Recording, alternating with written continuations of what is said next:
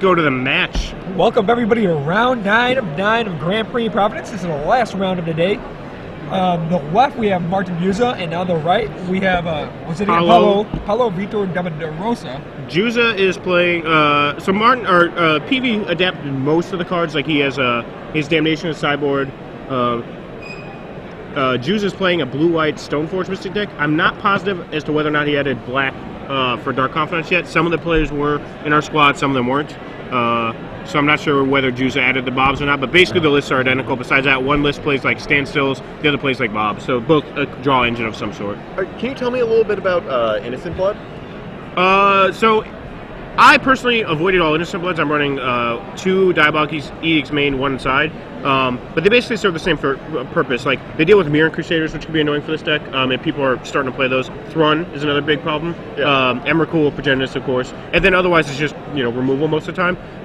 So the upsides to Innocent Blood are obviously that it costs 1 mana. That's the big thing. Downsides are that it costs 1 mana due to mental misstep. Other thing is that because in PV's deck, all of the black sources are also blue, he can't. He has to tap a blue source at sorcery speed, which can be kind of brutal sometimes. And so, like, for instance, if your opponent plays Show and Tell, Emrakul, or whatever, you can go end of turn Edict them, and then even without a counterspell in your hand, if they counter it back, you can untap and play Jace. Whereas getting to 5 mana to be able to go like Innocent Blood use, see if it gets countered, play Jace, that's pretty difficult when they have Emrakul in play. But it's it's a toss-up. I prefer the Edicts. I think PV went with 2 Edicts, one Innocent Blood, but we'll find out for sure. But the real centerpiece of the deck is 4 Standstill for Pernicious Deed, 4 Standstill. That's kind of like the backbone. Pernicious Deed seems like it's an incredibly strong card. Yeah. Everybody's like Luis is playing the deck. He's 6'2". Most people playing it are doing pretty well. So it gives you a pretty good chance against Merfolk. Whereas the blue-white Landstill deck doesn't have good Merfolk matchup. Sure. I beat a Metalworker deck earlier with it. Just blew up all his mana. Really? Yeah. For you just joining us right now, joining me in a booth for Ray Punchline is Kylie Woods and Steve Zanin. They'll be joining me in the last round, commentating on this match off here. It looks like Juza's just the blue-white version, I think. And so I'm pretty sure he's got Sword of Body Mind and Batter Skulls as 2 options in the main deck. Because that was we tossed up around basically every single sword in existence as the second. Like Batter Skulls is the number 1, but then every other sword came into play. Basically, the reason the blue-green one made the cut is because you get protection from Tarmogoyf and from Jace. Getting protection from black is not as relevant because they usually kill. Like A, Bob's not going to block you ever anyway, and B, the removal usually will get cast in response anyway. So we went blue-green, but in this matchup, it doesn't matter too much because of the deeds. Sure. I mean, if he gets a hit in there too, it's going to be good for him. And then in the sideboard, I think they eschewed like any Jits or anything, and they just played a second Batter Skull because it's just better against the aggro decks, assuming your Stoneforge can live. And the deck has like swords and it's got 4 more paths in Juza's list in the sideboard to deal with aggro rushes. I mean, that's not going to be relevant in this matchup, but. And, I see a Light from the Loam sticking out of. Yeah, we're running those instead of Crucible. This is a kind of weird matchup for Standstill, like an actual card Standstill, because they know each other's deck lists, and they know that Juza has 8 colorless lands as well. He doesn't have Crucible or a Life from Loam to abuse them, but he still has 4 factories and 4 wastelands in his deck. So it's like one of those things where, like, if you just run out Standstill blind, they could draw their factories before you draw yours or whatever, and then you could be right under pressure. So, like, Standstill is a card you board out against Merfolk because of that very reason. And I guess the added reason is vile, but in this matchup could come down to the same thing. So it'll be interesting to see Standstill battles. Now, what made you choose to include Standstill in your deck? It's really just, I mean, you need another draw engine. Like, Jace is awesome, but he's slow. And Brainstorm is not really a draw engine. It's obviously a very high card quality card, but it's not really a draw engine. So you need, in order to play these types of control decks, you need some way to draw cards. Dark Confidant being the other main one. Stoneforge Mystic is basically a card draw spell. It's kind of like a Bitter Blossom, if you will. And if you have Bitter Blossom in play, you don't necessarily need to be drawing cards because you're winning the game that way. But you need some type of like card advantage engine.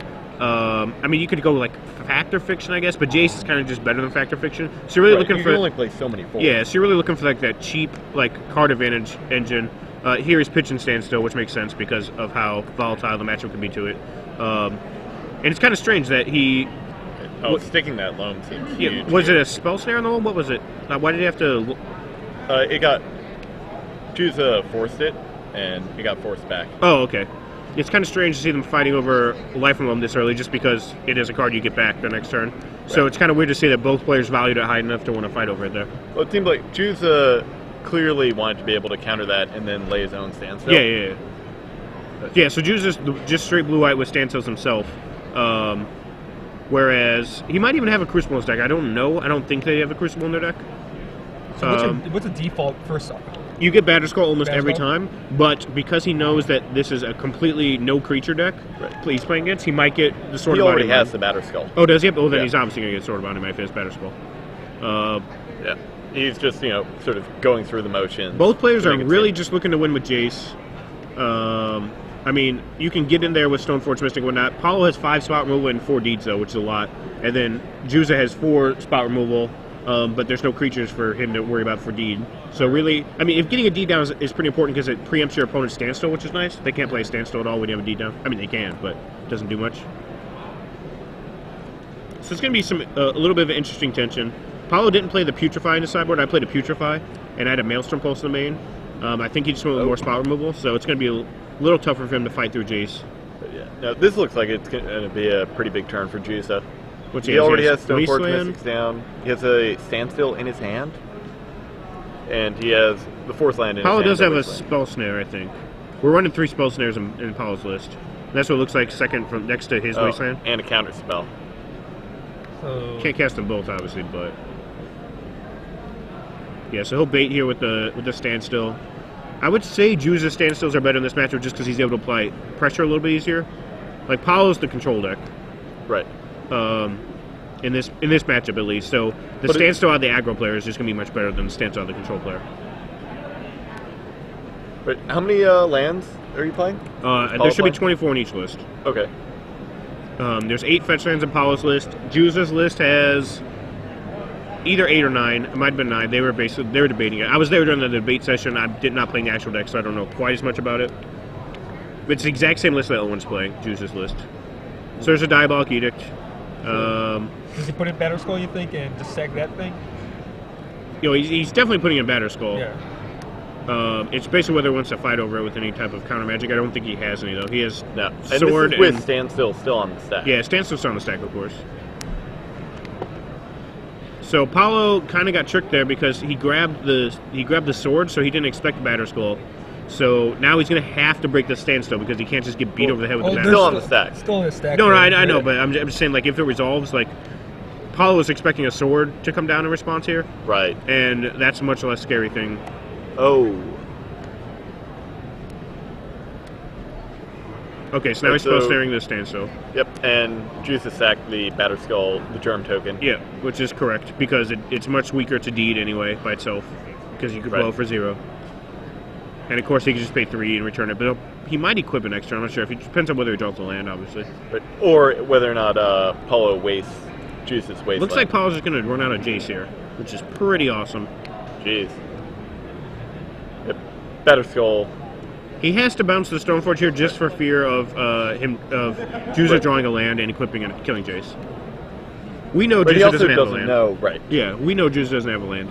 He's got 2 different types of swords in his hand.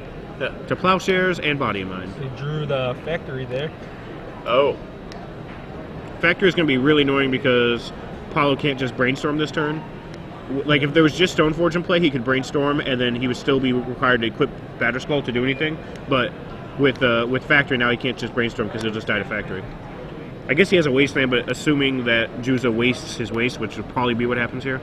I guess, no, he has 2 Wastelands. One's under Underground Sea. Never mind. He should be okay. Right.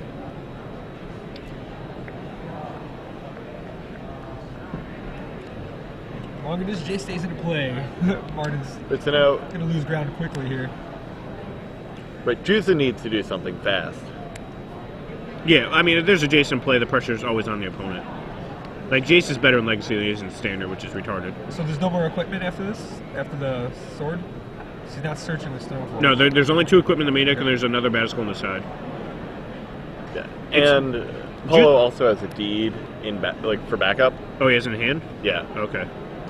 He needs... The Deed rarely can get Batterskull. That's why I have the Putrefy and the Maelstrom Pulse, just because Batterskull is very difficult to get with Deed. Yeah. Usually you have to get them to bounce it and then counter on the way back down. That's the kind of the trick. Now, why do you think that Juza would choose not to wasteland Paulo's wasteland. Because he has 2 wastelands. Right. So like he really can't keep him off that, so he'd rather just keep the 3-man open and return his Batterskull. If he could keep him off a wasteland, he definitely would. But because he's got 2, I think he just ignores it and just keeps Batterskull man open. He doesn't know Paulo's list quite as well as I do, obviously, so he doesn't know if like Maelstrom. Like he saw my list, and I'm running Maelstrom Pulse. Maybe he was afraid of it. I'm not sure. Right. Also, like preferably, you don't really want to have to wasteland a wasteland. You'd rather wasteland a color source, especially when he's stuck on 4 mana. Sure. So. Yeah, and also keep in mind that Paulo still has the life from the Loam in his graveyard. Yeah. That he can bring back while he's Jacing. Yeah, it's awesome with Jace because let's say you had brainstormed the previous turn, you get rid of those cards via the dredge mechanic, Right. so you no longer have to see those crappy cards you want, and you get life from Loam back, which is just going to fuel further brainstorms because now you have lands to put back on top of your deck, etc. Right. And you can also choose, like, if you have 2 good cards down, Yeah, you can keep one of them and get rid of the other. exactly. You get to choose which of the cards you draw is the dredged one. Usually you save it for the 3rd one, but if you have cards on top you don't want, you dredge first.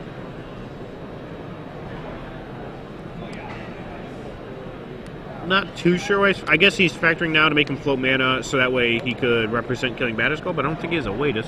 Maybe he's just going to cast a deed? Oh, he's just going to return it. Wow. So this is going to be interesting. Now Paulo has to both counter Stoneforge Mystic and counter Batterskull in order to get rid of the Batterskull. In the sideboarding, Paulo has 4 Thoughtseize Yeah. and 2... yeah, he got the wasteland. That was smart by Paulo. Oh.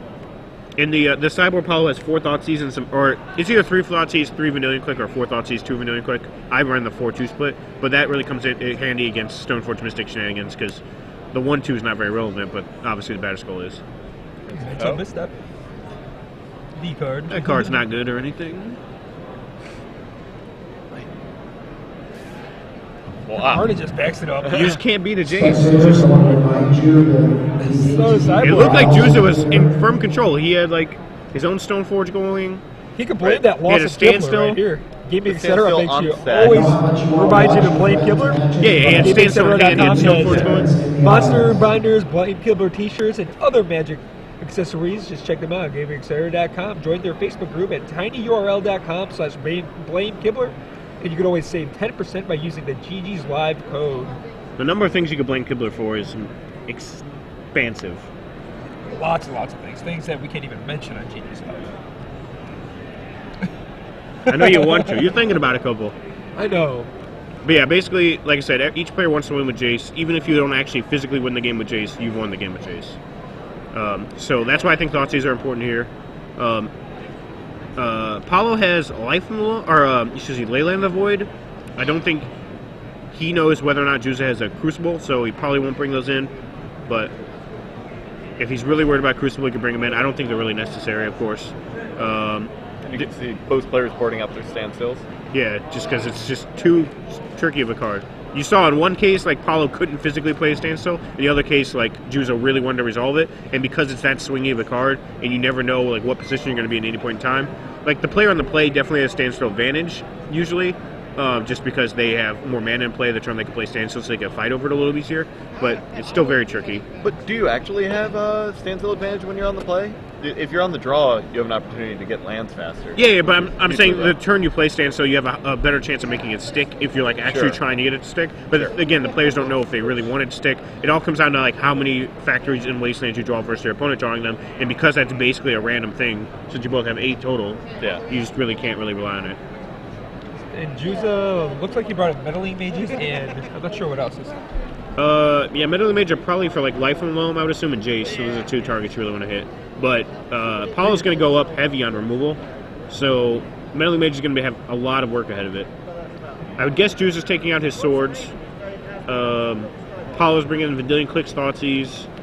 I don't think he should bring in the Damnation, but he should definitely bring in the other spot removal. Like I said, Putrefy and Maelstrom Pulse, he doesn't have either of those. I had both of them, and they'd be huge right now. Because I kind of had them for this matchup. Also, there's like a black-white, the Death and Taxes deck that runs Stoneforge Mystic, and Putrefy's very good against it, too.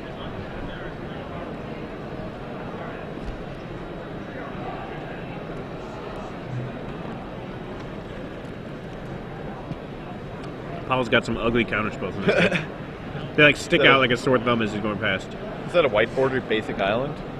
Probably. Paulo's pretty loose. Like, we were making fun of Matt Nask because earlier he didn't have islands, so he just kept grabbing drafter ones, and we would just keep taking it out of his sleeve and ripping it in half and saying he couldn't play with the Scars block draft islands or whatever. He inevitably did, of course. Well, at least he's not playing elves. I'm not sure. I think Paulo should probably take out some mental missteps, because really they're only good at fighting other people's mental missteps. The occasional spell snare, which is not as important now that they've taken spell snare or standstill out. Juza has to leave it in because, or Paulo has to leave his spell snares in to counter Stoneforge Mystics, but Juza countering Paulo's 2-drops, there's just not too many of them anymore. Like standstill's gone, Life from Loam is not a very good target, etc. So Basic counter spell though. yeah, basic counter, but he only has 2 of them, so it's not like it's vitally important. I mean, he can leave There are a it. handful of removal spells that you can counter, like Go for the Throat and Diabolic Edict. Yeah, it's true. But I still don't think it's worth, like, those are vital enough to where you should keep Mental Misstep up in just to counter their spell snares. Because, otherwise you're just countering Brainstorm. That's really all the 1-drops. Like, swords are gone. He took out his swords. So he basically, I can't think of any other 1-drops to stick besides Spell Snare and Brainstorm. I mean, both those cards are fine. I just don't think they're worth the slot that Misstep takes up. It's a question of, do you actually have better options? Well, he definitely has better options. Like I said, he's got minimum 4 Thoughtseize, 2 Vendilion Click, then he has at least 3 spot removal spells he can be bringing in. So that's already 9 cards. Yeah. He's not going to bring in his Ley Lines, that's 4. He And like, probably doesn't bring in Damnation. Like, if Paul is bringing in Thoughtseize, doesn't that make Mental Misstep better? Yeah, I'm saying Juza probably needs to keep his Mental Missteps in, but Paulo doesn't because he's not going to be fighting. No, but I'm saying being able to Thoughtseize and then counter a Brainstorm that's being cast in response. Possibly, yeah. But again, is it worth a card? Because he has to take some cards out. He's taking out 4 standstills, of course. I don't think he can afford to take out Deeds, just because he doesn't have any other way to deal with equipment. Yeah, I saw him moving a couple of the Deeds to his board. I don't know if they actually made their way fully there. Even if he took some out, there's no way he could take all of them out, of course. Yeah. But yeah, it all comes down to really... I see a Mental Misstep in his hand, so... Yeah.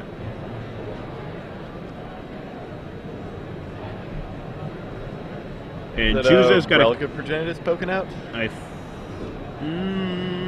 Maybe. It's Counterspell, Daze. Daze, wow. Yeah, it is a relic. Paulo's thinking about Mental Misstep here. I don't know if I'd Mental Misstep there just because...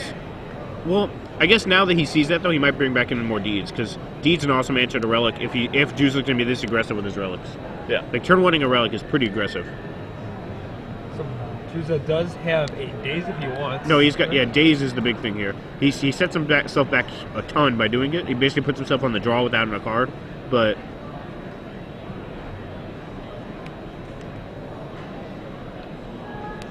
He goes for it. They both... The spells that both players have thought were important have been pretty interesting. I'm not saying they're wrong, it's just they have to figure all this out in-game as opposed to having perfect information in their opponent's hands, etc.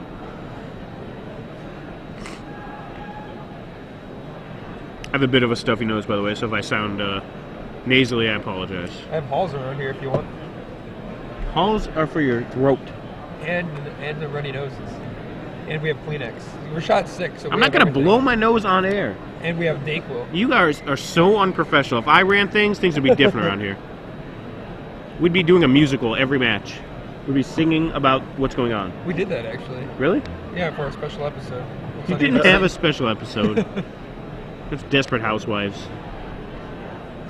It's like Cold Stone Creamery. Everyone send you money over PayPal. You have to do a dance and song. What land is that one? I can't tell what that land is. I think that's a factory, but it's like one of the sets? Yeah, it's got to be like a versus thing, or I don't know. I think it's dual deck. Yeah, like a dual deck. Every time I saw it in his hand, I was like, does he have Jund Panorama in his deck? Like, what? Because that's what it looks like to me. Sometimes you can't afford anything. Well, you wouldn't get your Jund Panorama wastelanded, so we can confirm it is in fact not a Jund Panorama. Well, that was a close just one. had the read.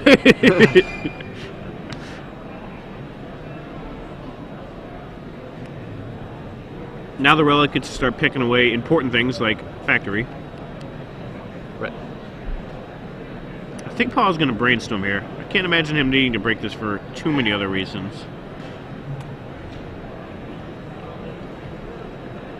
Seems like both of these players are trying to save their wastelands for Mishra's factories whenever possible. Yeah, unless you can visibly see that your opponent is mana screwed in some way, like color screwed, or actually physically mana screwed, you need to save it.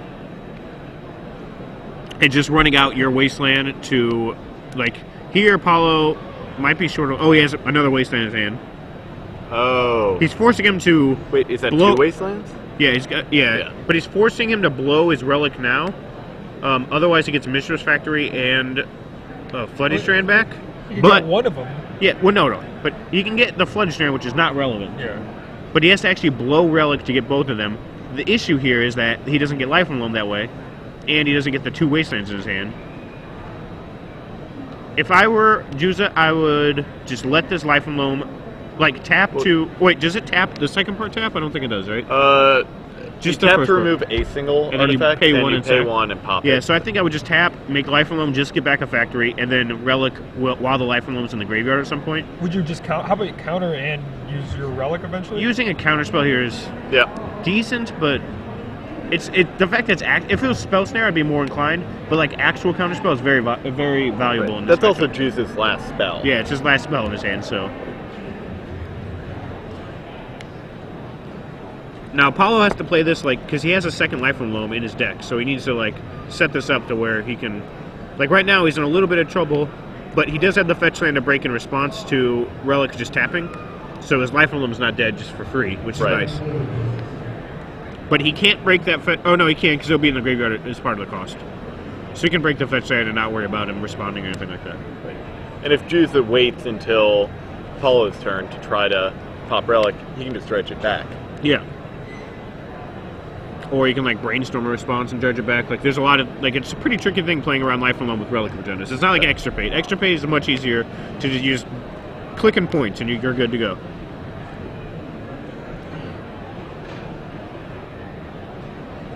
Upkeep. So here's where he breaks the Scalding Tarn. If he had a Brainstorm, he probably would have brainstormed before he broke the fetch and dredged, so he probably doesn't have Brainstorm in his hand. I can't tell his entire hand. I think there's a Jace, a Spell Snare, a couple of Wastelands. But if he had the Brainstorm at the same time, he could be trying to lure Juza into popping his Relic. That's true. I just don't think Juza will, because the Life from Loam is not going to be doing much if there's no lands in there, which is, in a second, there won't be. And there's no non-basics for the Wastelands to prey on. Yet. Oh, he is breaking it. Yeah, you can see. Juza has a Mishra's Factory in his hand. Yeah. He's got a fetch land. He probably has a very finite number of basic islands and plains. Yeah, I think he has 4 and 1. Yeah. Maybe 3 and 1. So he didn't have Brainstorm. He did get the Life from Loam with it, but it's not that big of a deal. So there's a Gopher Throat in Paulo's hand, and he replays his Jund Panorama. Yep, Jund Panorama the second, or the first again. Excuse me. You can never have too many fetch lands, right? Yeah, fetch lands are good. Yeah. If they ban fetch lands tomorrow, you would better believe that Jund Panorama will start seeing play in Legacy. Not Brainstorm Expanse? Terramorphic probably too. But Jund Panorama taps for mana right away, so you can play a Violet turn 1. Yep. There's Naya Panorama joining it.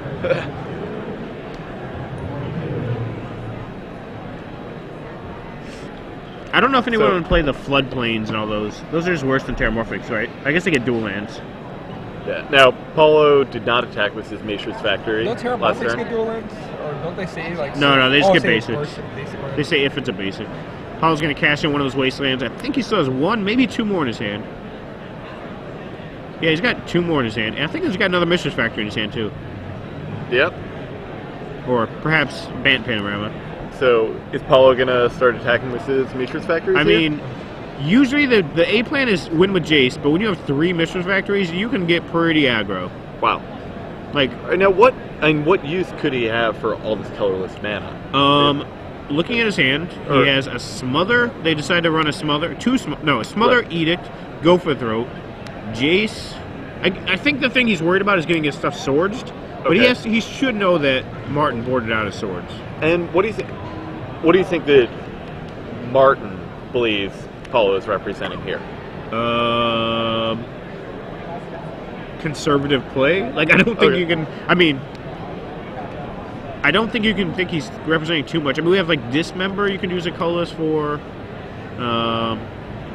There's not a lot. I mean, Vanillion Click, obviously, but all those things use one colorless. Like, if nothing else, he could be getting in there with one Mistress Factory at least. Right, and he also knows that Juza has days in his deck at this point. Yeah. Ooh, Vanillion Click's a good one. I mean, Paulo's got 100 removal spells. All right, we got Go for Throw, Spell Snare, Smother, Diabolic Edict, Jace. So that Vanillion Click will not be around come another untap step. I think Paulo really wants another colored source so he could have like Jace plus Spell Snare up at least. Right now he just has to run Jace out and like hope. Well, he's about to get clicked. He's probably going to lose the Jace. He's probably going to lose the Jace. But he does run 4. Yeah. And he has fetch lands, etc. So it's not like Jace is going for good. Cue the drawing of Jace. I couldn't tell what that is. That's a Thoughtseize. So he did bring in the Thoughtseizes. All 4 probably. Now, what removal spell would you use here? I don't think it matters. Probably Go for a Throw just because he doesn't hit Mistress Factory.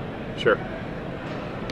But they all... I mean, Diabolic Edict's the safest because you don't always know that it's going to get the one you want. But then again, Juza doesn't play enough creatures to really worry about that. Just passes the turn. Smother hits everything. I mean, they all hit everything, basically. I think he's going to Edict in response to Brainstorm here.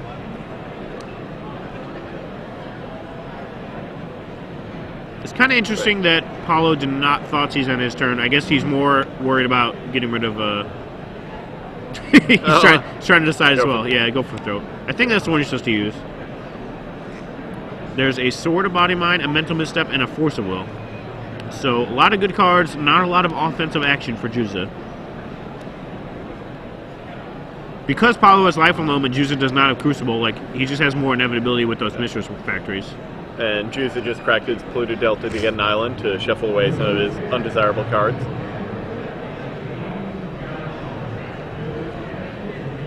So now, Juza has a lot has to do a lot to get past those 3 Mistress Factories. It's not even like... Those things are just sitting there kind of teasing him. I mean, he has to put down...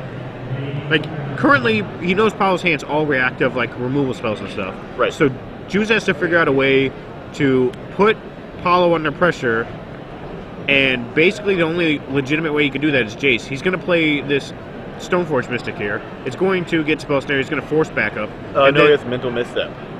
Okay, so he's going to Mental Misstep backup. But then the problem is, Paulo's going to kill the Stoneforge Mystic, Thoughtseize away the Batterskull, and the game's going to be over, basically. Unless... See if that's how exactly it plays out. Unless... he has a basic counter spell to go with it. Sure. I guess if he has regular counterspell, he can counter the Thoughtseize. He gets one of his 2 Batterskulls. Oh, he did bring in the second one? Yep. Okay. Just trying to avoid a situation like last game where he had... He just drew Dismember. So we have a million removal spells, and if this Thoughtseize gets countered, he's still in good shape. He pretty much has to get countered, too. Usually you're happy when your opponent, like, taps the mana and uses the actual counterspell on your Thoughtseize, because usually you're playing a combo deck. In this case, not so much. The thing is, with 3 Mistress Factories out there, he can block a Batterskull and kill it. He can make it 5/5. Yeah. And it doesn't have Death Touch or anything like that. So the actual Batterskull is not really a threat currently. Not to mention a million removal spells in his hand. Alright, so counterspells used. We have Force of Will in Juza's hand, but no blue card. A Factory and a Batterskull. And Paulo has every removal spell you could possibly imagine. Just use Dismember on Stoneforge Mystic. And, finally getting in there for 3. Is he Wasteland and preventing Batterskull? So now he can't cast Batterskull as far as he knows, but he does have a Factory in hand. He has Flood Strand and Factory, so he's going to cast Batterskull most likely. He could fear like a Force Will, though. Like, he might just want to wait for a blue card so he can play it with backup, because if he runs it out there and gets it countered, like, he loses all of his offensive firepower once again. But he already knows he knows Paulo's hand. Oh, I guess Paulo used the Dismember. That might have been a mistake using Dismember and not one of the other removal spells he knew of. Yeah. They all kill everything. And he has to pay the life there. He might not have to later. Yeah. There's an Edict. Edict. So we're still just going to aggro with these So, factories. Edict took away the Batter Skill token. Another 3 from the Vicious Factory. So 2 more lands and Martin can activate Factory, equip it. Although I think he's probably just going to bounce his Batter Skull here. Pick it up. Paulo does Who's have playing Force Will replay now. at the next turn. Oh, And my. he drew a blue card to go with it? I don't know. I didn't see his last card drawn. No. There's a Smother in there. Smother, Mental Misstep, something- Force of Will, and he still has the... No, he used the Edict already. Oh. Probably just 3 here. 4. 4. Oh. Alright, so he can't have Smother open unless he has another land, but I don't think he does. Picking up Batter Skull. So now they're going to have a... Juza has to draw a blue card here to have... Nope, he drew a Sword of Body and Mind. So if he just casts Batter Skull here, he's pretty dead to this Force of Will. Because those factories are... Yep. Force Pitching, Mental Misstep. And now, even if this resolves, he's actually kind of toast. Because Paulo gets to untap, smother the token because it's 0 casting cost. And then keep battling in with the factories, Hit and him for another they're gonna 4 get plus. in at least 6 over 2 turns or whatever. Alright, so Force countered the Batter Skull. And So now Juza's game plan has to be get Sword into play and equip it on his Mistress Factory. I don't even know if he can block. right, he doesn't I have don't know the what his mana life to total- do his life's anything at else 8. this turn. No, I know. I meant next turn because like he gets a wolf, so he can still block, and then he mills. I don't know. It's gonna be rough. Yeah, it seems Yeah. pretty tough there.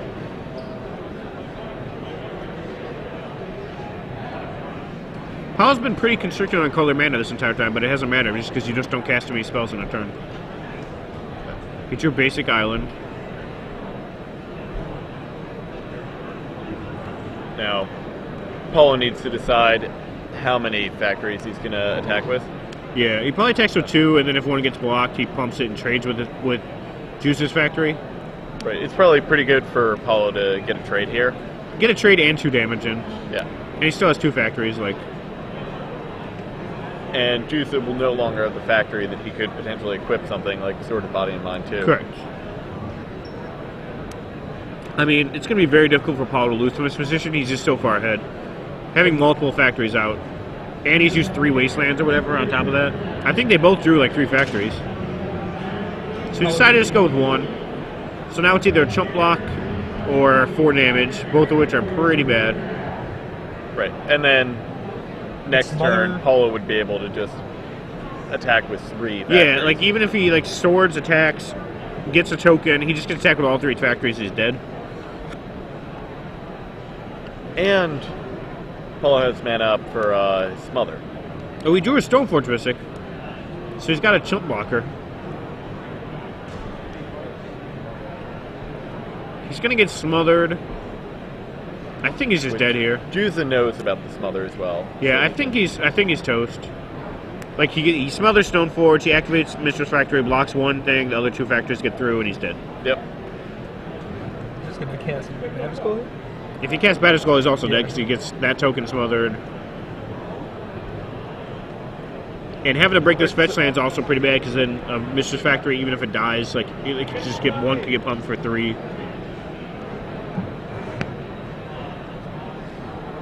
What do you think the important factors were in this game? It was all just about like managing your resources that pulled double duty. So Paulo's side, he had lands basically that pulled double duty. Like the factories were like mana early, and then they became creatures later that basically took him out. And he got some value out of Life from Loam, despite there being a relic in play. He got rid of the relic, and he got that 1 Mistress Factories back, which was all he could really ask for.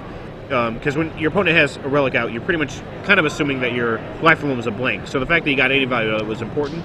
And then basically, like, it was just the ordering of the spells that happened. Like, when Martin was drawing counter spells, Paulo drew a Thoughtseize, so then he had to, like, he was just using 2 mana to his 1 mana. Juza had to, like, force a will something, pitching something that, like, cost him whatever. Like, it's just all, like, basic control on control, like, what's important. Like, basically card advantage and then mana advantage. Now, It does like it seems like there are plenty of ways that Paulo could have lost this game for himself by playing differently, by playing into some of the things that Juza had, by sequencing his cards differently. But do you think that there's something that Juza could have done differently that might have been able to help him win the game? I mean, not really. He didn't. Neither player had like a Jace really going this game, right? So yeah. I mean, like the real there was the Relic of Progenitus early. Yeah, the Relic of Progenitus, like he might not have wanted to do what he did. He might not want to blow it so early on the Life from Loam. Just let him dredge for a turn or whatever, see what happens. Like Life from Loam is very important, but at the same time, it wasn't getting any value just yet. So I don't know. Or maybe he could have countered it when he cast it and then bonus Relic. Because he could have. Remember, he had the last spell was... Right. Maybe that was correct. It seems like a scary thing to do if you're in his position, like, get rid of my last spell to get rid of your Life from Loam. But then he doesn't get back one of those factories. His clock is significantly less. He only has 4 lands in play the entire game, which is also important, because he's basically staying on those 5 lands. So congratulations there to Paulo. Takes his down. Are they both still... Do they both have 2 losses or 1 loss? No, that was their first... Juza has 1 loss, and Paulo is undefeated. Yeah, they were both undefeated going in that round, so... Paulo's undefeated. Congrats to him. Juza has 1 loss.